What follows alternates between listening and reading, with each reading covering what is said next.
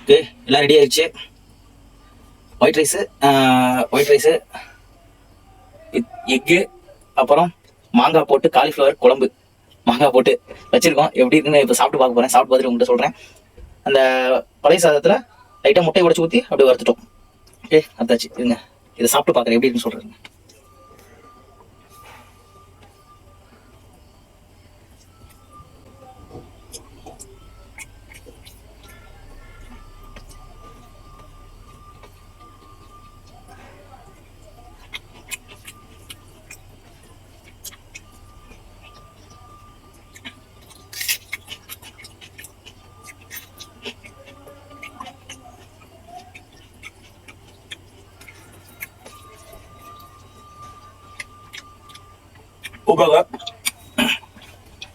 உப்பு மட்டும் தான் கம்மி, மற்றபடி பெருசாக ஒன்றும் நல்லா இல்லைன்னா போல.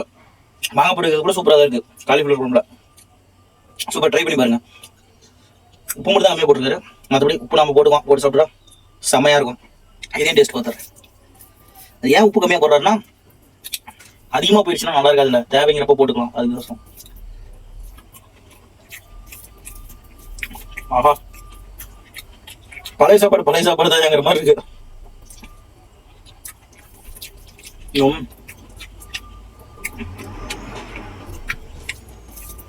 வெள்ளாங்குண்டு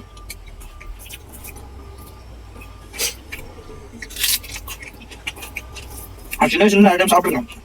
என் ஃப்ரெண்டு கௌதம் அவங்க அம்மா செஞ்சு ஃபர்ஸ்ட் டைம் சாப்பிட்டேன். அவங்க எக்கு படம் செஞ்சாங்க, பழைய சாப்பாடு தக்காளி போட்டு அனுப்பிச்சது. அப்போ ஒரு டைம் சாப்பிட்டு பார்த்தேன், செம்மையா இருந்துச்சு.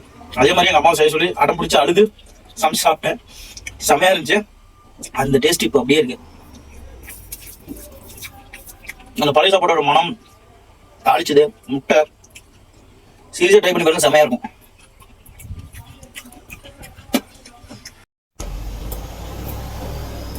எப்படிப்பா? பழைய சாப்பாடு தான். சவுண்டா பேசுங்க, அதான்ப்பா கேட்கணும். உங்ககிட்ட மைக் இல்லப்பா. பழைய சாப்பாடு தாங்கண்ணா. பழைய சாப்பாடு பாரு, முட்டையை விட்டு ப்ரே பண்ணி சாப்பிட்டதுல வெங்காயத்தை வச்சு சாப்பிட்டதுல அவ்வளோ அருமையா இருக்கு. நல்லா இருக்கா? நல்லா இருக்கு, சூப்பரா இருக்கு. சரி, அதனால நம்ம உறவினர்களெல்லாம் எல்லாம் இதே மாதிரி ஃபாலோ பண்ண சொல்லு. சாப்பாடு வேஸ்ட் பண்ண வேணாம் அப்படின்னு இதே ஃபாலோ பண்ண சொல்லு. சரிப்பா, ஓகே. உணவை வேஸ்ட் பண்ணாதீங்க முடிஞ்ச அளவுக்கு.